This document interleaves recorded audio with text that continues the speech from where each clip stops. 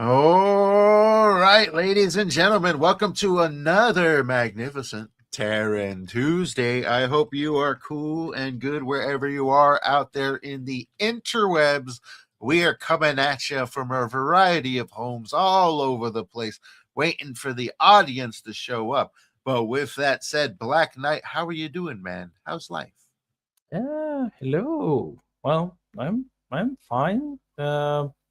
Been doing like uh, lately. Been doing more um, writing than edits Tuesday on the Righteous. Tuesdays, which is a bit untypical, so to speak, for me. Yeah, yeah. Because usually, as you know, when you ask me what you've been doing, I'll say yes, edits, and then I'll say yeah, but yeah, and I already wrote like a few haikus or like I was working on a Yeah. poem to balance out the drudgery of the edits, and yeah, I was like writing all day. I Uh-huh. worked I worked on the eighth book. I also worked on the new chapter, which is about to drop tomorrow for the Call of the Winding Road, which I Nice. know lots of people are following, and this is the ending of this novella, this shortish Okay. novella. So only just like I think two, maybe three chapters. We'll see. All right. But How's the yeah, audience liking it so far? yeah, they're a lot of people are following it as I Ooh. mentioned. It's hitting uh regularly. It's hitting like over 250 views, Okay, um, nice. which is good for a smallish growing channel like mine. Yeah, yeah. And since people know that I can't monetize it because of Stripe, and recently with the stuff in, let's say, in some places like Britain or Australia, which they introduced this like censorious law, which forces people to use real IDs to do pretty much anything on the internet. So a lot of people cannot, uh, even they cannot use the financial um, arm which allows you to monetize Substack, for example. So yeah, buy the books, Ouch. guys and Yeah. gals. Buy the books. Buy the books, Right, right. or We got or Moral Officer Grant joining us. Hoping we're all doing fine. I'm doing fine. Weather's not too crazy here. It might be for snow, which is why she's currently not with us. I know she's got a lot to do in her community. She's a big helping hand down there. So we'll go ahead and give her some prayers on that. But today we got a large list of questions I wanted to ask you Mhm. guys about action and writing action. What do we got here? We got, oh, that's you in the chat. You hanging out in the chat down there, buddy. But we Mhm. got questions regarding action because I myself, the avid writer, I have issues with action, jumping in there, getting the right prose going, getting a good flow. So I got a bunch of questions. I'm going to randomly pull Shoot, from out of here. Yeah, we're going to shoot literally 19 different questions. shoot. Okay, we're going to question number 6. How do you make sure an action scene reveals character rather than just showing who's better at punching, kicking, and shooting? Hmm. Well, it's you have to plan it beforehand. Um, Otherwise, it's not gonna be, how should I put it? It's not going to flow. Um, so excuse me, Yeah, my yeah, yeah. chair is is acting out. Okay. I think I fixed it. Righteous. Um, so the thing with having this distinct character for all of your um,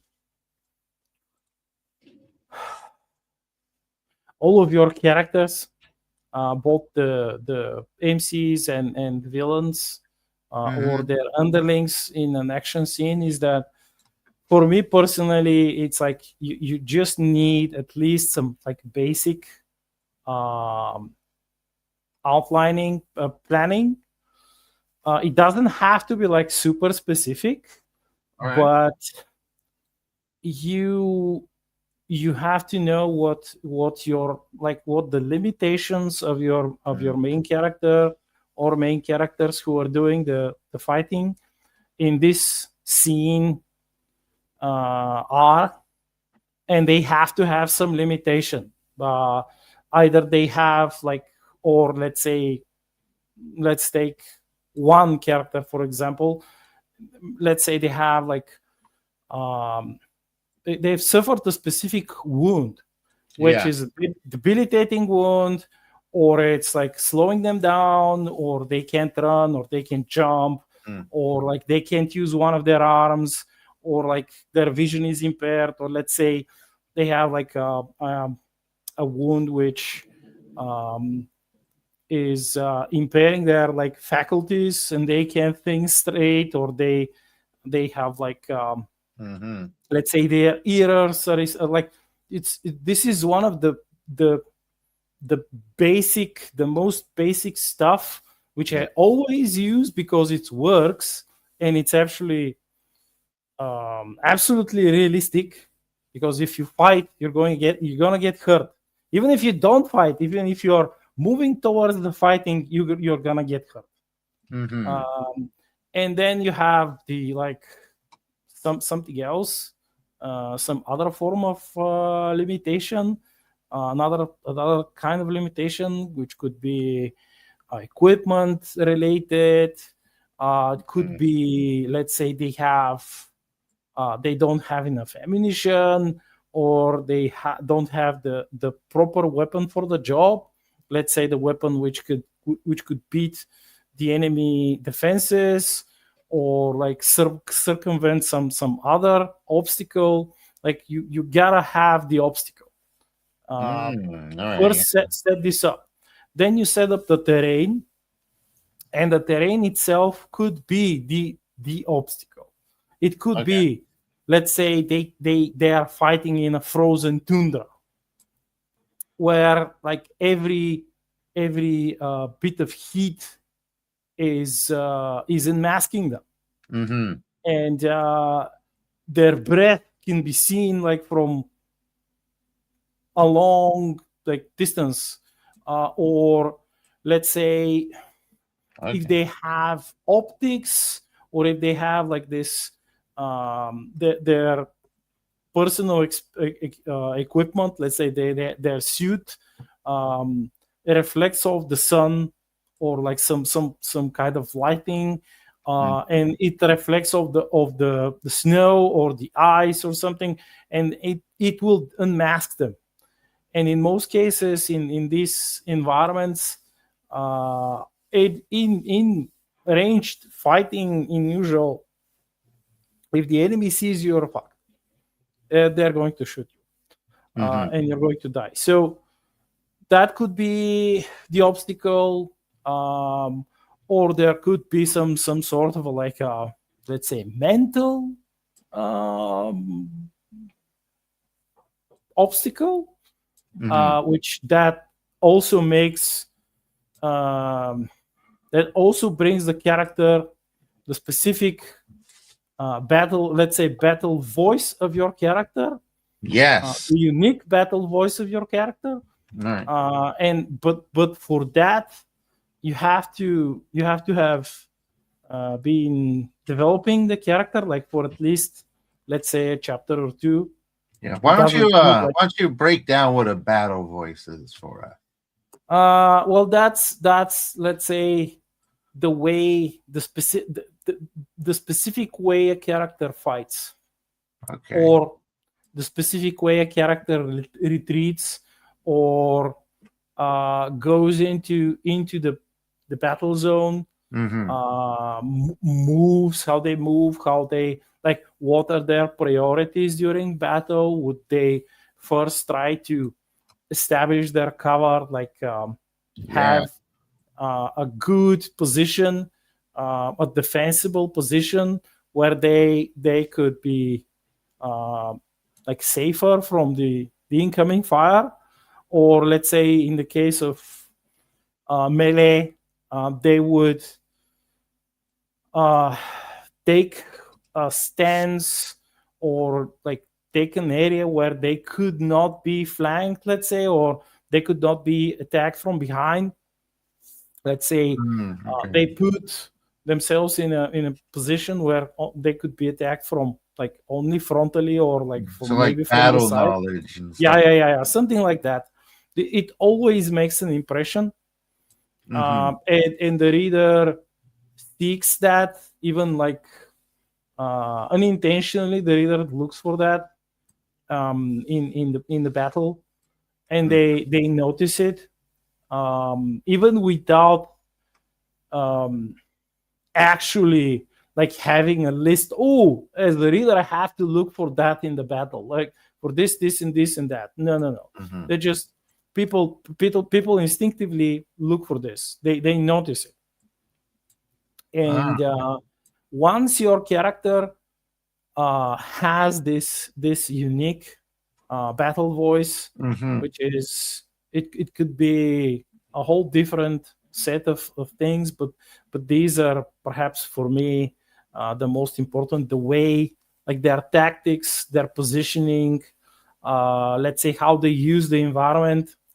Maybe they have a specific way of using a certain piece of equipment, like unique way of using, let's say their shield, or let's say they have a hidden dagger, and it's like a trick in their sleeve, and they only they know, and the reader knows, don't like the villains do not know it, and this is like a Yeah. secret between you as an author and the reader. And it's like they're giggling in excitement. They're like, oh yes, yes, he or she, they're going to use this special potion, or this hidden dagger, or they have like this integrated weapon in their battle suit, and they're just going to use it in the most like opportune moment, or just Mm-hmm. before the villain thinks that he or she has like won, and the character suddenly uses their pulls a trick card, and that's the one of the fun parts in all of it. Yeah. It really sounds like you almost create a blueprint for your battles before Mm-hmm. going in. How long do you Well, spend that's on that? um well, back in the day, I would spend like weeks, Oh, wow. um That's because decent amount of time. I didn't have the right mindset, Uh-huh. and um I would constantly like juggle different ideas, and I couldn't set on a specific one. Mm. Okay. But later, I decided that for the most part, um, if the battle, it doesn't have to be um, insanely complicated, unless the character or the characters who are fighting are insanely complicated. And I'll give you an Mhm. example. um, let's say you're writing about Alexander the Great, and he's leading his troops into battle. Would you say that you are inclined to write like a scene which is a bit more on the complicated side, or no? No, I'd imagine you probably would if you're seeing it from the perspective of the leader of the battle. Hmm. Yeah, because the more, Mm. let's say, intellectually endowed or perceptive, let's say, wisdom, intelligence, that character or characters are, they would not like they would rather like maneuver. They're not going to commit to the straight and narrow attack plan or defense Mhm. plan. They would do like they'll have traps, let's say. They'll have traps, they'll prepare the ground, or they will have this secret, let's say, secret help. For example, let's say they would call in an artillery strike, or they'll have this like awesome ground attack plane, which, or let's say, no, Mhm. a ship capable of orbital bombardment, which they would like call in the most uh, opportune moment, like in the exact specific moment, because they have planned for it. They have like, oh Yeah. no, I'm not just like, we're not just going to duke it out. We're going to lure you into a false sense of security. You're going to create all of this like illusionary feeling in the villains, that they're like, yes, we're winning, we're waiting, and then slap. So yeah, that's the thing. Or for example, if you have this character which is like straightforward, like let's say Mac, Uh-huh. uh, who is a space biker, one of my favorite characters. He is not going to go for like super complicated plots, and yeah, well, it's not that he's stupid. He's not stupid. He's quite intelligent. He's quite wise, quite Mhm. perceptive. He's going to use the weaknesses of the enemy against them, but in most cases he's going to utilize that in a most direct way. Ooh, the enemy uses this and this type of metal for their armor. Well, then I'll just reload my assault rifle with this specific special ammunition type that beats the enemies, like it will pierce through their armor through and through, like no problem. That's how they're going to use this knowledge and their perception. It's and they're not going to maneuver. They're not going to. They're just going to go there and blast everything. All right. Nice, nice. Yeah, so you kind of put a bit of identity into how they approach combat as a whole. Oh, definitely, definitely, you have to do it. It's fun. There you go. Now, do you still spend as much time creating battles? Like how's that how long does it take you these days? It depends. Like the normal scenes, once I decide on Mhm. the concept for them, it takes a few hours. Oh, okay. How long So are your usual battle sequences in length? a few pages. All right. Yeah, so some are quite short. Some are maybe like uh, half a page or Mm-hmm. something. That's but it's as I said, it's different. It's like the more developed your character is, the more complex their um, way of thinking and established Mm-hmm. their tactics and their equipment and the way they're fighting. You have to adhere to that, or if you're changing it, you have to be you have to tell the reader why they're changing it, and you have to show them. It's like you have to use both tell and show. You have to do it. Oh, yeah, yeah. Because if you do not telegraph it, then you'll just Mhm. show some flashy shit, and the reader will be, what the fuck?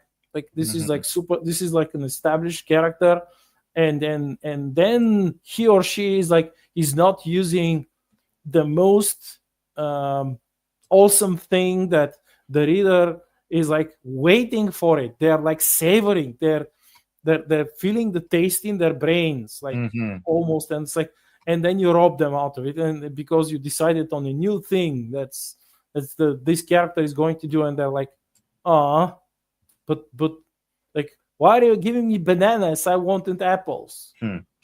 Yeah, so it's a great way to sort of like showcase your characters.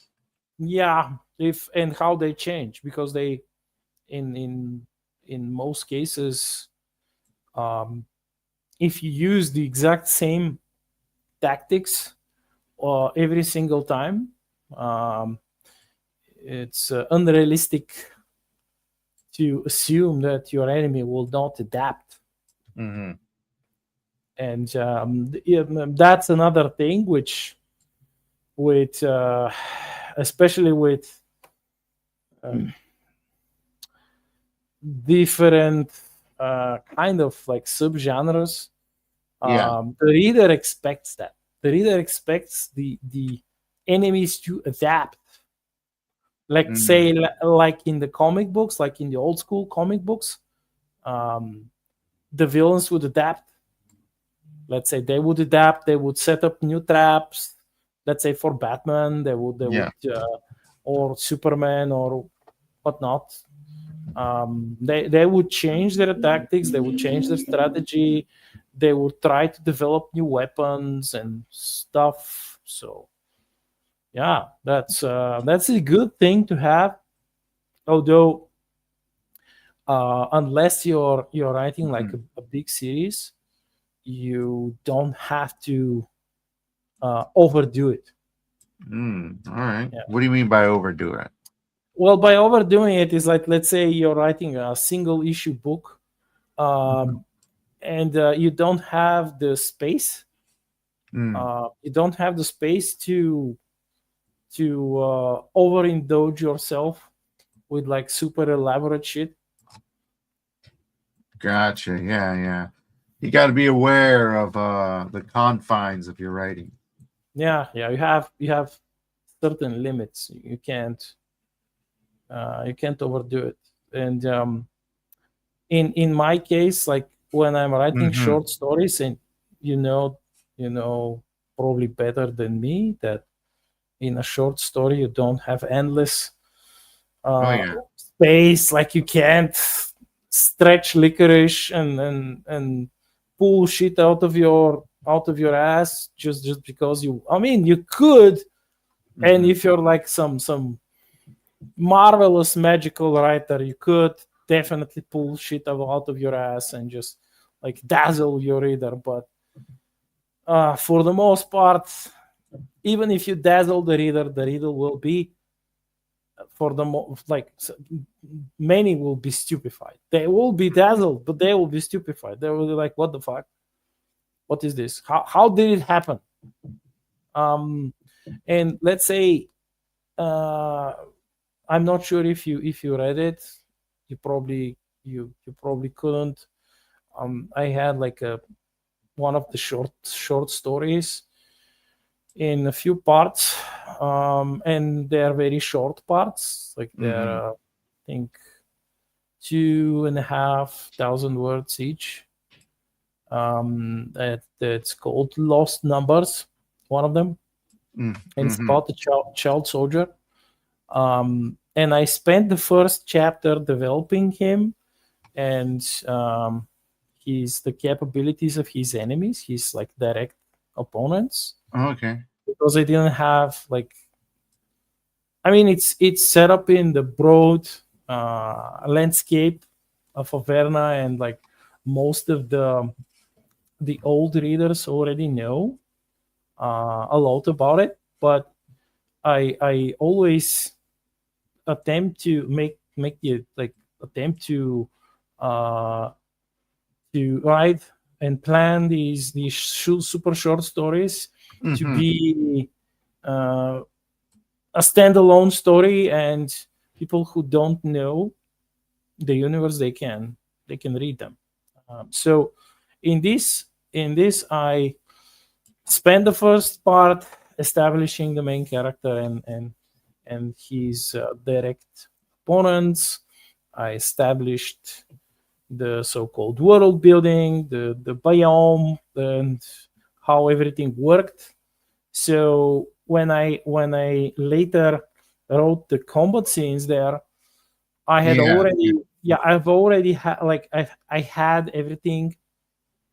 I had the terrain. I had all the stuff that could happen. They were like some of the surprise stuff was hinted, because it's not a good surprise unless it's hinted. It has to be hinted. At least that's my personal opinion. So when he fought against one of these enemies, it was the reader had some expectations. Of course, they didn't know everything, but when I planned this like surprise attack, because for the most part this is how it goes. It has to Hmm. be a surprise attack because this is a child soldier, and even if he wasn't, he still is malnourished, doesn't have enough ammunition, has operates like um, decrepit weaponry, very old, and he has to when he attacks, he has to kill. All right. Otherwise, he's going to die, Oh. and Oh. he can't attack like a big number of enemies. He has to stalk a single enemy and make it so that his his one and only shot is a kill shot, or Mm. something like that, because otherwise it's he's going to die. um, and there are only 4 combat scenes in this story Hmm. because it's super short, but each of them it was quite, at least to me it's already easy, because it's everything is already pre-established. You have all the biomes, and all of the things that could happen, like how the nature works on this planet, um, what are the dangers of the nature, and like to both the characters, the enemies, and their equipment, and how the enemies operate, and how the main character operates. So it was easy. And so when you plan these, like, and they were short, these combat scenes, they were really short. They were like a page Oh, wow. at the most, like even less. All right. Not bad. Not bad at all, man. Yeah, we got some comments here. Looks Yeah, like books are great because we can read what they are thinking. That's what makes it real. yeah, Yeah, yeah, yeah. definitely. That's for sure. He snowed in too, which not fun. Not fun.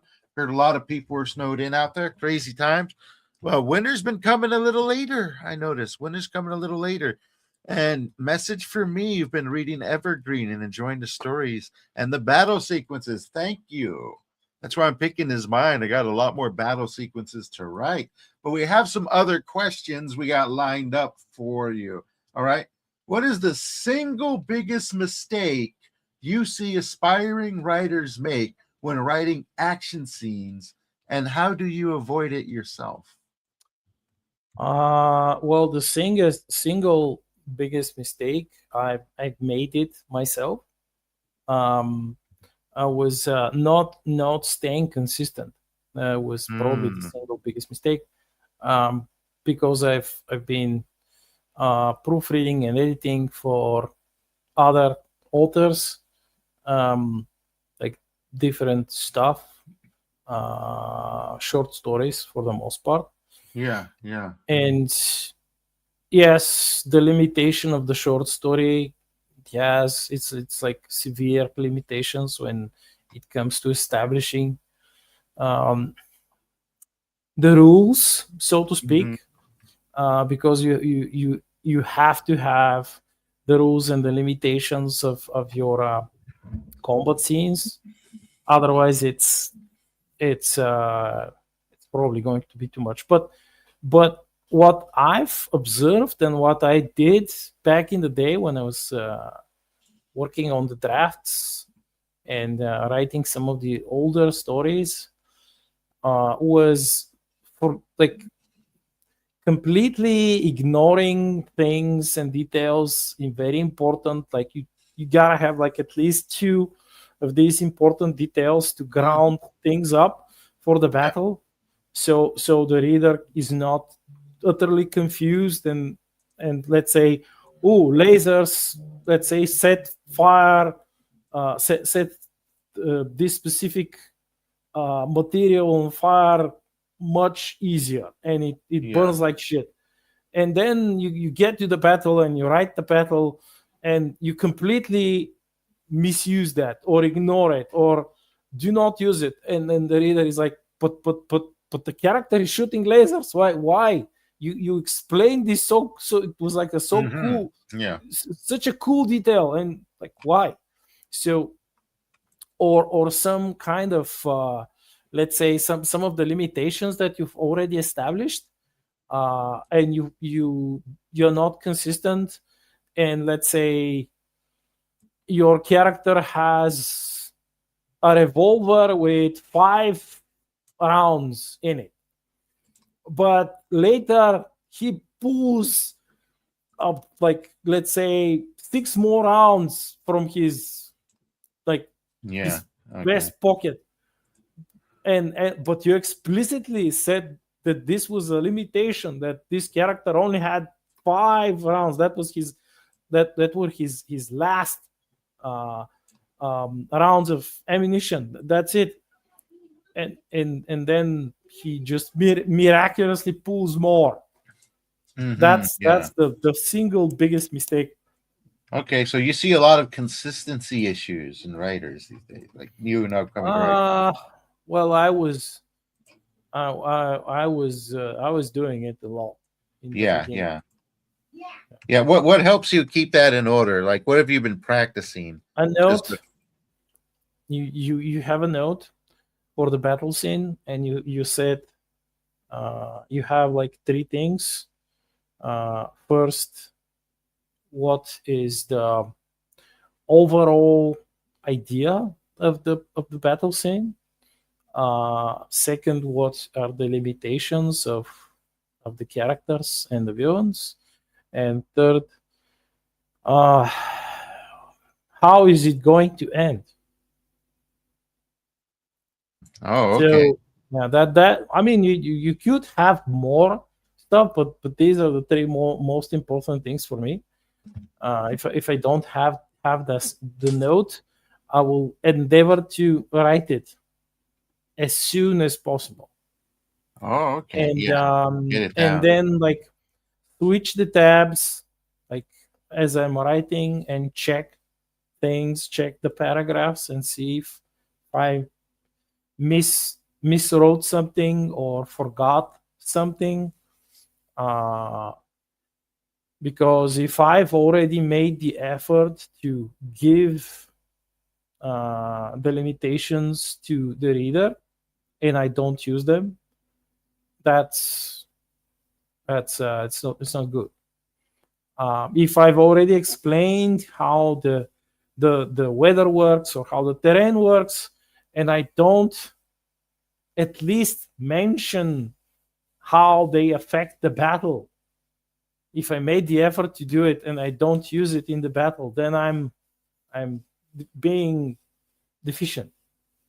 Or if I have this, let's say, um, the villain has some special new idea, some trap or whatever, and I specifically mention it, and the reader is expecting something to be done, like they expect the hero to somehow face this new obstacle and overcome it, or they expect maybe for the villain to have a success or do something with this. Whatever it is, if I'm not using it, it's like the Chekhov's gun in the visual storytelling. Yes, yes, yes. You see the gun, you need to shoot the gun. Yeah, yeah. Or it could be the Chekhov staircase. Maybe Right. maybe there is a booby trap on the fucking staircase. Mm-hmm. Huh? Yeah, And yeah, because you could be something, deflating. Yeah, it could be very something. deflating. Yeah. So yeah, it's lame. And I've done this. I've made this mistake more times that I can count. And like when I read the draft for the 10th time, and I'm like forgetting to check my note for the battle scene. Mm-hmm. Um, it's bad. But sometimes you get too tired, and if the battle scene is long, let's say it's pages, it's 7 pages long or 10 pages long, which I've written even longer battle scenes, which I call the multi-stage battles, like the like the Multi-stage. the special battle boss battles in the old JRPGs, like when the Oh yeah, boss yeah. changes its form. It's not, this is not even my final form, and it transforms into a bigger and tougher boss or something like that. Yeah, Mm-hmm. I like having these scenes too, but for the most part, I reserve them for the ending of the book. All right. Yeah, yeah, yeah. Like get all the everything ready for the climax. Mm-hmm. Perfect. Excellent. Sounds great. Yeah, you've really put a lot of time and effort into your battles there. Give me one Yeah. second if you may entertain the people. Like I gotta knock on my front door. Okay. Yeah. Uh. Hello, Wrangler. I hope that my little aid for that tactics question that you had for All right, one of I'm back. your earlier book was fine. It helped. Nice. If you got some of your short stories, man, you got to bring them on so you can read them. Mm. People love hearing authors read their own short stories and doing it live. Come on, man. Maybe, but even it's like I'm calling them short stories, but Uh huh. they're not that super short. Like some of them are, maybe Like some 10,000 of the words. uh, some of the earlier short stories, they're maybe 3.5, maybe 4K, in split in 3 parts. Like because I had this um, Yeah. I mean, super that's short format for my Patreon, where I when I began it, when I started it, where I had like super short stories, and most of them they had 3 parts, 3 chapters. Uh, I hear you. I hear you. I mean, that's still not too long. Read a portion of it. yeah, it's and when we are talking about like Mm-hmm. battle scenes, um, I really love pitting either the villains or the heroes against the nature. That is like Oh, surviving nature is surviving the environment is a battle scene on itself. truth. Very true. I'm actually writing a piece that has a lot to do with nature. There's a lot of truth to this, exploring like the many invisible deadly things that encroach around you, the things you can't see, the things you can see, slip of the knee. You don't want to be breaking a knee in the middle of nowhere. That's for sure. And you're fucked, pretty much. Basically, yeah, you better have some kind of shelter. You better not be alone. That in itself Um, could be a story. The battle for survival. You go camping, by yourself. You break your knee in the middle of nowhere. That's a story, right? yeah. Or I had a story which um, I never published. I may return back to it, and it was one of the earlier Star Shattered stories set in the same universe. It was about um, uh, a soldier. Was a special part of a special operation unit which was captured, and he was the only person who made it back, mostly because he was like the electronic warfare specialist, and he was the one who got the intelligence. And this is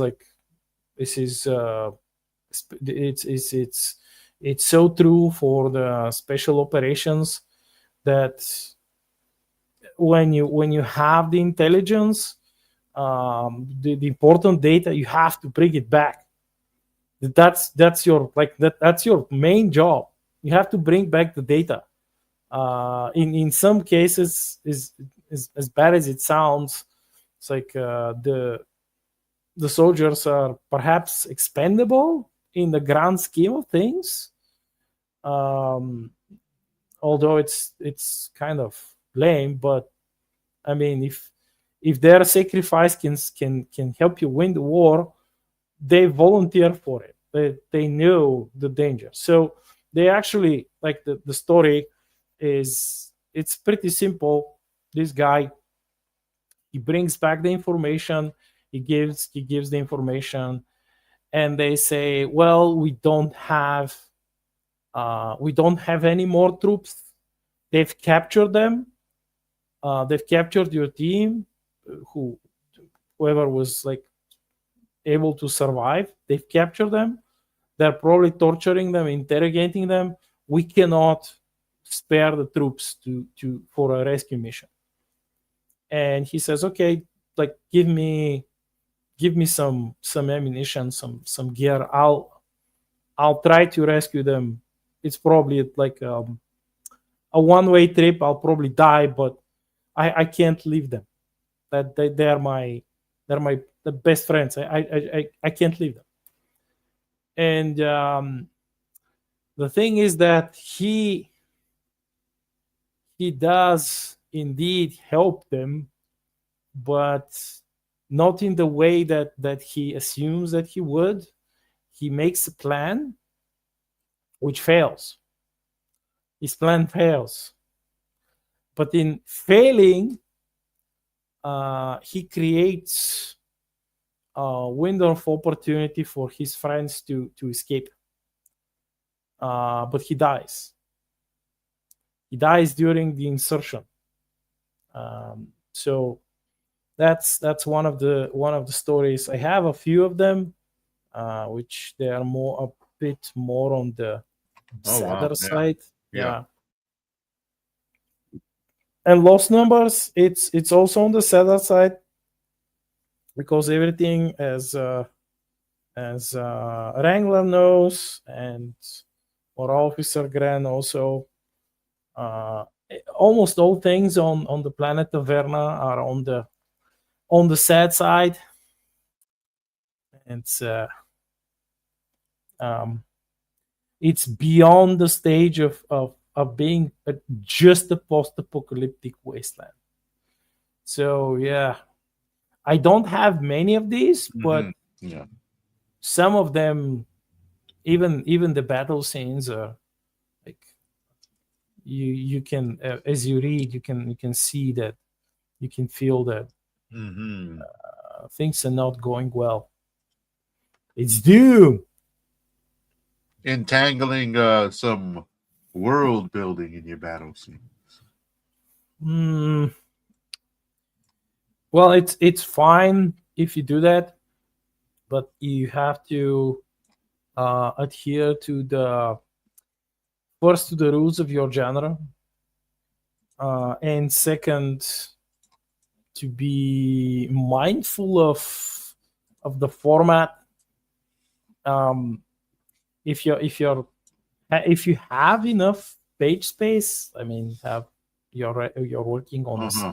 serialized story, then you have plenty of space, plenty of time, and you can pull the like the almighty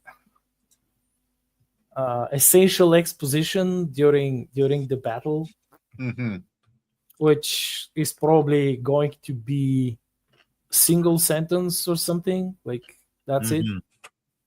for the most part.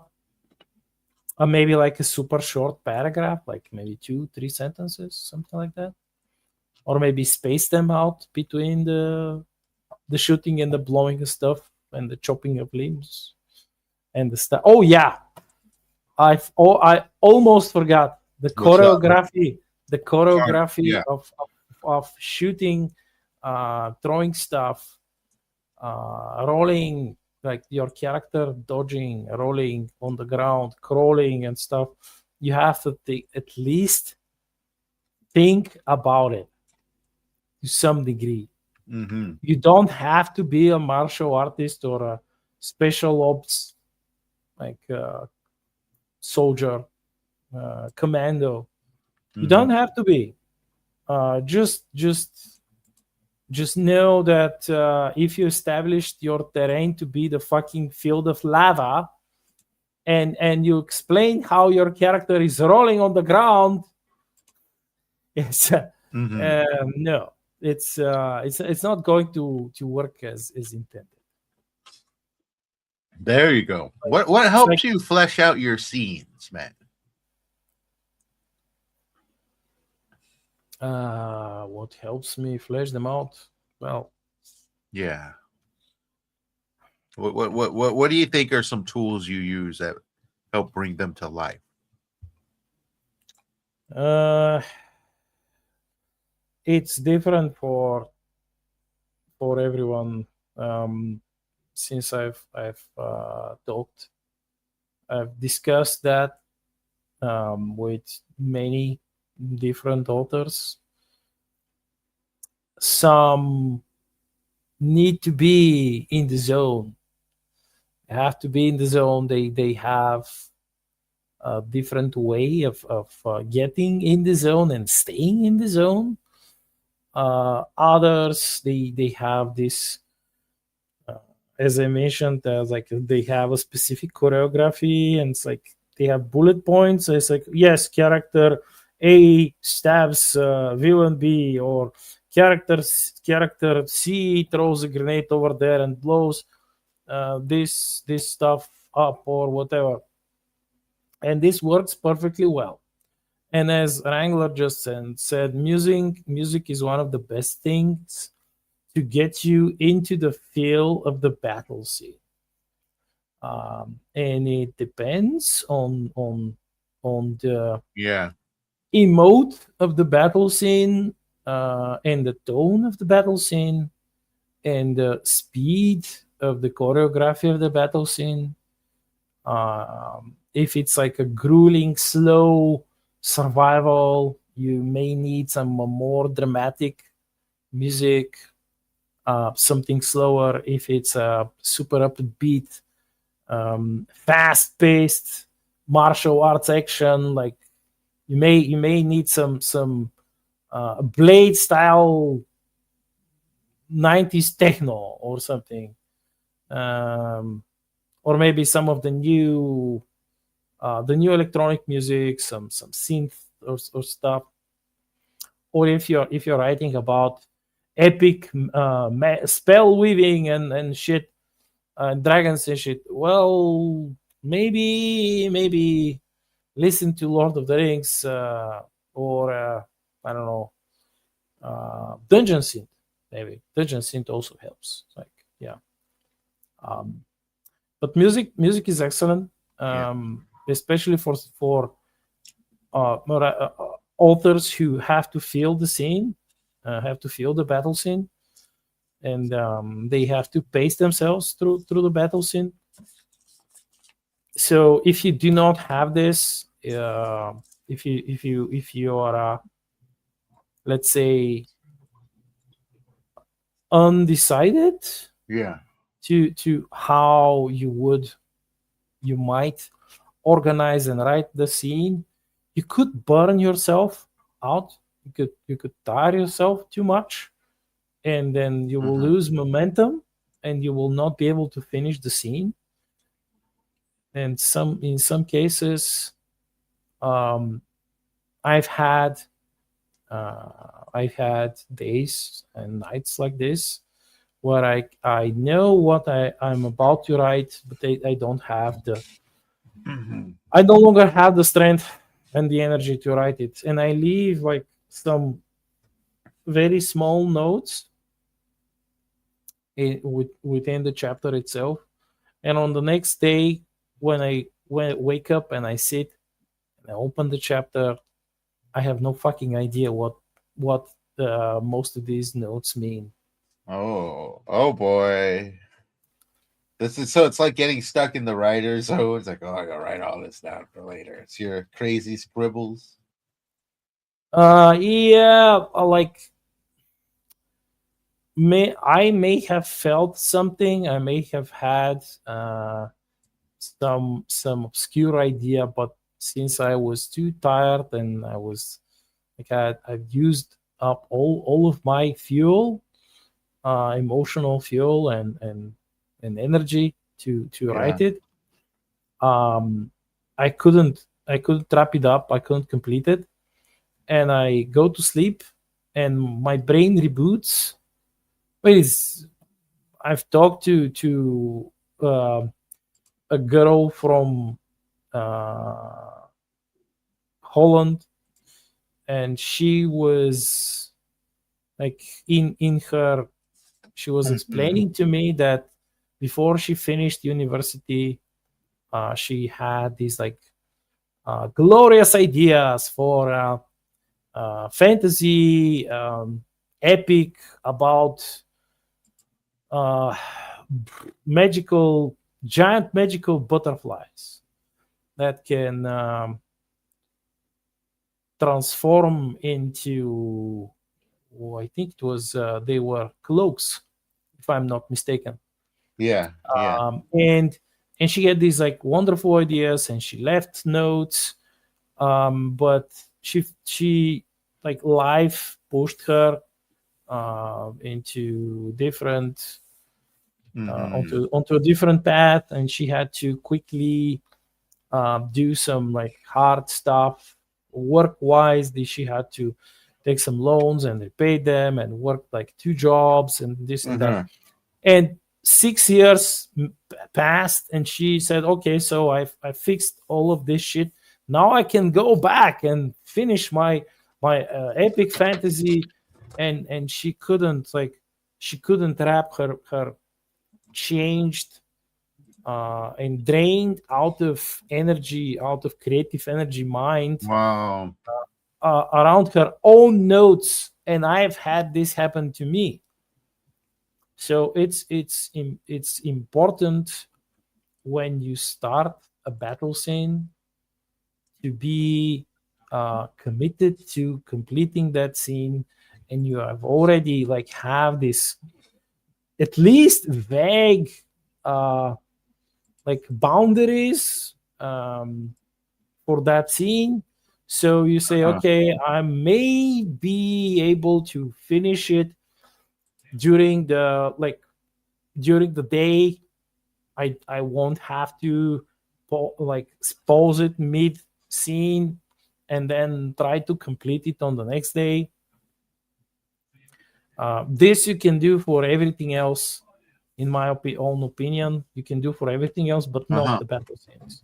Just make sure to complete the battle scenes, like the core part of the battle scenes, and maybe have like a little smallish paragraphs, like I call them flourishes, which you can add here and there in between to, let's say, um, have this special effects, so to speak, Hmm. in the reader's mind.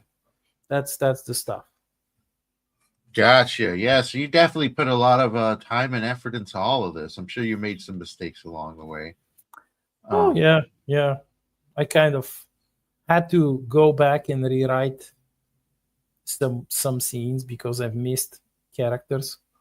I was like, yes, I have planned, like this character is going to do this and that character is going to follow up and that this and that and that, and suddenly I reread the chapter and I mhm. noticed that I'm missing one character.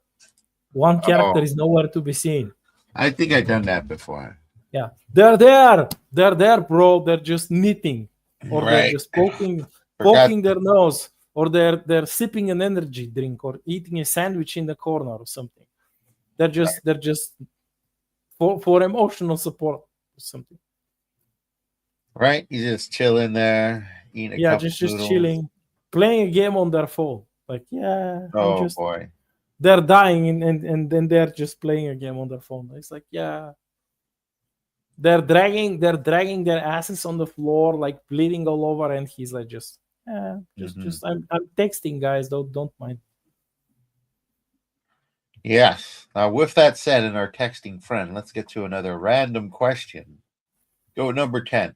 What's the most ridiculous, over the top action scene you ever written that somehow made it into the final book? And are you proud or embarrassed? Um, maybe one of the I have, I think I have a few, but one of Oh, the most you. like um it initially it did look a bit um ridiculous. It did look a bit Hmm. ridiculous, at least the idea, but because it fits the world building, it fits the rules of the setting. You could, and it fits the character, and it fits the race of the character, the species of the character. I decided to, like, I almost wrote it on a whim to see Hmm. how crazy could that character go in like battle wise. And obviously I'm talking about the hamsters. Of course.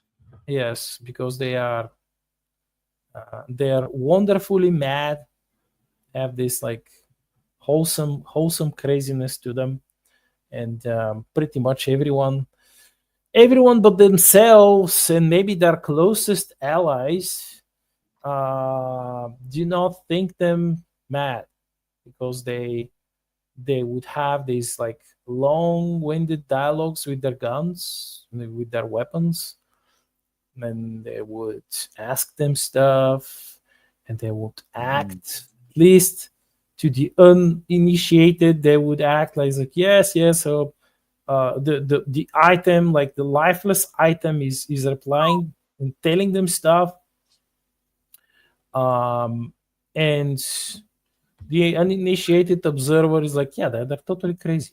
It's like they're insane. Who talks to the who talks to like a Yeah. yeah, if you have, let's say, uh computer with an AI, you can talk to it, obviously.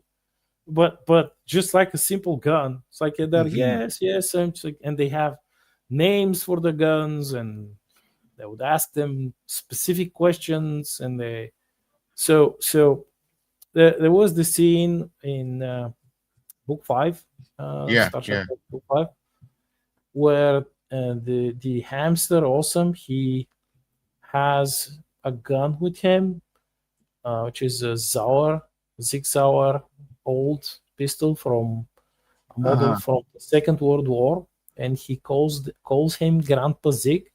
Ah, funny Um, name.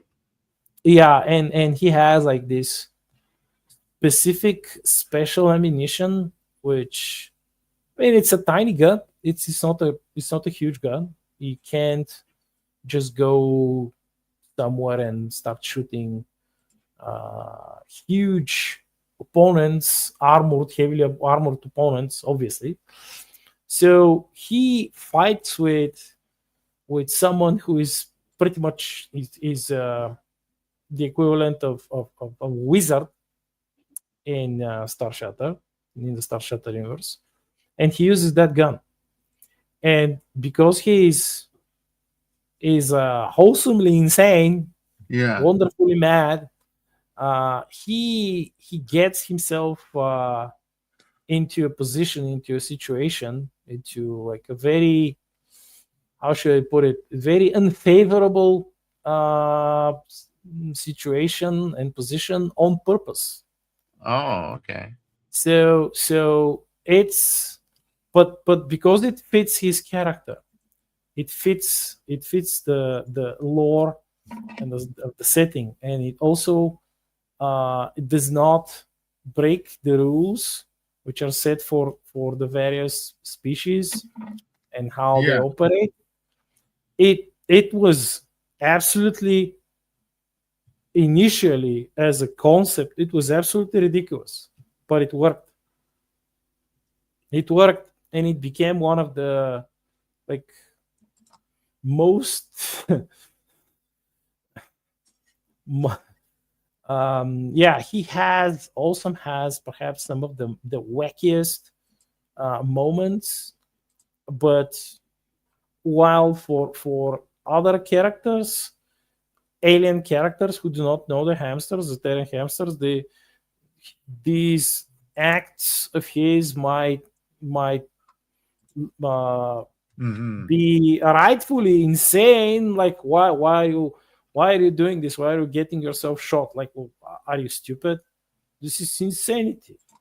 But he just giggles and Oh boy. s- soldiers on, because he has, like, see, this crazy plan, which is either some idea, some insane idea that he had in the heat of the, yes, insane, insane in the man, well, insane in the cute hamster brain, in his way, in his um, case. So he might have this, like, crazy idea for a special maneuver, which only he believes, he has the belief that he could do it. He actually, hamsters think that they are capable of doing everything they set their minds on, because that's part of their Uh-huh. quote unquote madness. It's like, yes, I'm going to just, like, stroll inside of this reactor, and I'm going to fix it. um yes, but you're going to melt. I don't care. I'm just going to I'll fix the reactor. What happens after, we are not going to think about it. That's yeah. So yeah, that's the answer to your question. That's a good answer. That's a good answer there, man. Um, we're about 15 minutes out. Why don't we wrap it up slightly short? Any last things you want to share with us before we start wrapping it up here? Well,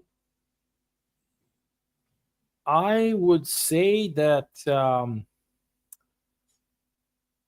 sometimes it is a good idea to um, have this a little bit, um, this battle scene, which is a little bit on the uh, not specifically on the shorter side, but let's say on the less active side.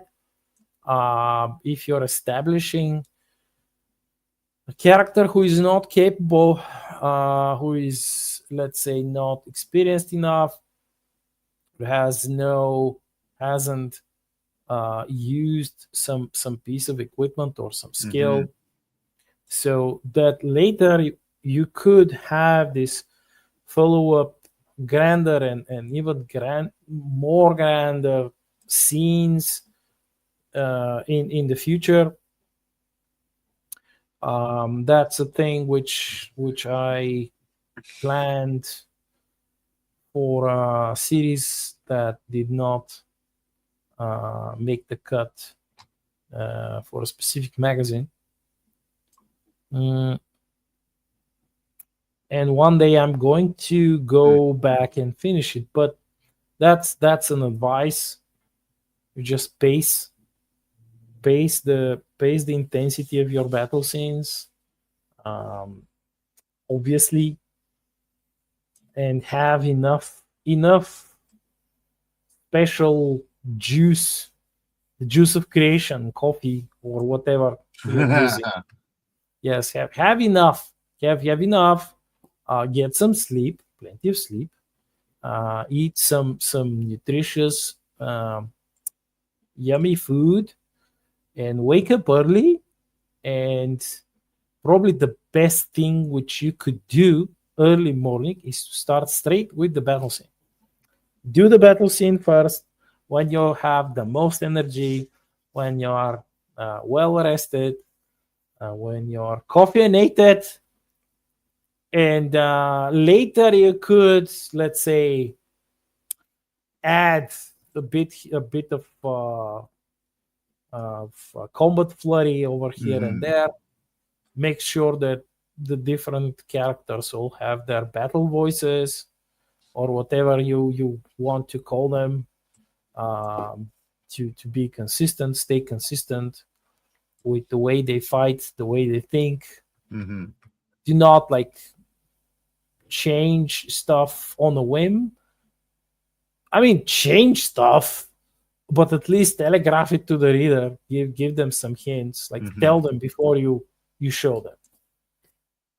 Yeah, that's pretty much my final Righteous. thoughts. And where can people find you? Oh,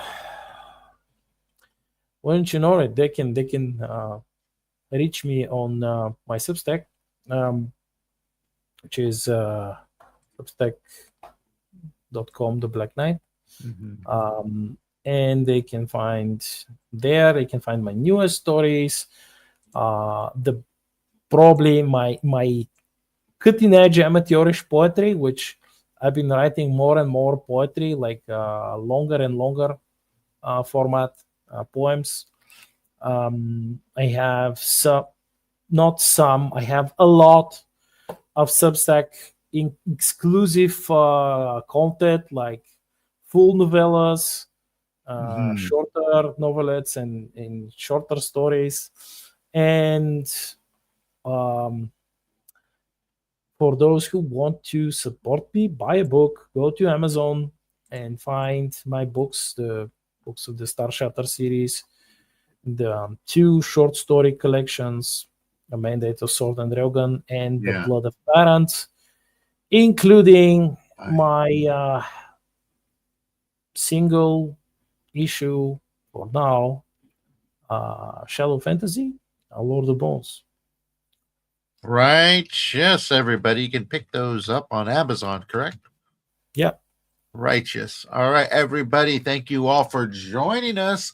We're going to head out for now. We'll catch you next week. We got plenty more questions coming. You're watching this on the replay crew. Go ahead, leave a comment down below. Give it a like, share with the friends, make us all popular and all that. But we got to get out of here. Enjoy the rest of your day. Ciao for now, everybody. I Bye bye. We love you.